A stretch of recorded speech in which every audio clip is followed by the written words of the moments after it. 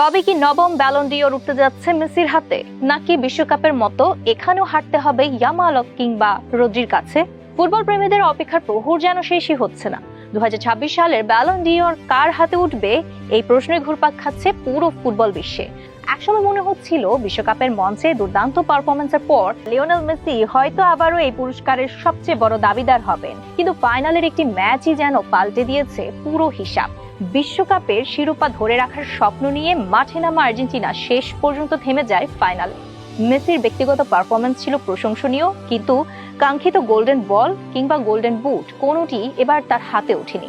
ফলে এখন বড় প্রশ্ন, ফাইনালে বিশ্বকাপের হার কি মেসির ব্যালন ডিওরের পথ কঠিন করে দিল? বর্তমান সমীকরণে সবচেয়ে এগিয়ে আছেন স্পেনের অধিনায়ক রদ্রি। বিশ্বকাপ জয়ের পাশাপাশি টুর্নামেন্টের সেরা খেলোয়াড়ের পুরস্কার গোল্ডেন বল জিতেছেন তিনি।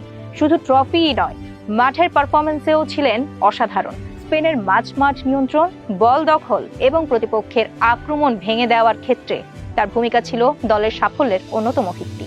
তাই ব্যালন ডিওরের দৌড়ে তার অবস্থান এখন সবচেয়ে শক্তিশালী। তবে লড়াই থেকে ছিটকে যাননি তরুণ বিস্ময় লামিনে ইয়ামাল।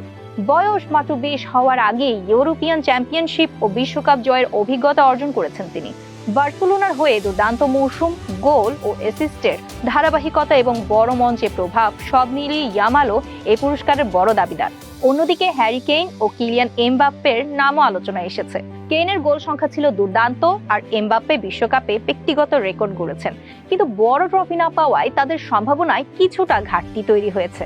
সবশেষে মেসির কথা আলাদাভাবে বলতেই হয়। ক্যারিয়ারের শেষ প্রান্তে এসেও বিশ্বকাপে নিজের সামর্থ্যের প্রমাণ দিয়েছেন তিনি। বয়স যে তার প্রতিভাকে থামাতে পারেনি, সেটি আবারও দেখিয়েছেন আর্জেন্টাইন মহাতারকা। তবে এবারের ব্যালন ডিওরের লড়াইয়ে আবেগের চেয়ে বড় হয়ে উঠছে অর্জন, ধারাবাহিকতা ও দলীয় সাফল্য।